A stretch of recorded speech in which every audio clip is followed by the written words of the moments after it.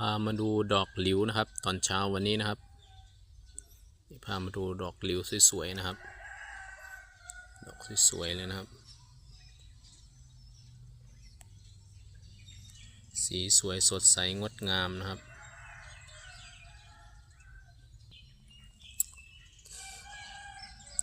ดอกเล็กๆสีสวยๆนะครับ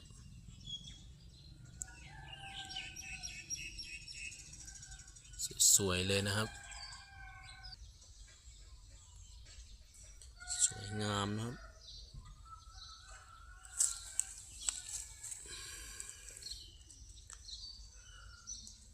ดอกสวยมากเลยนะครับดอกหลิวเล็กๆนะครับสีสวยๆนะครับ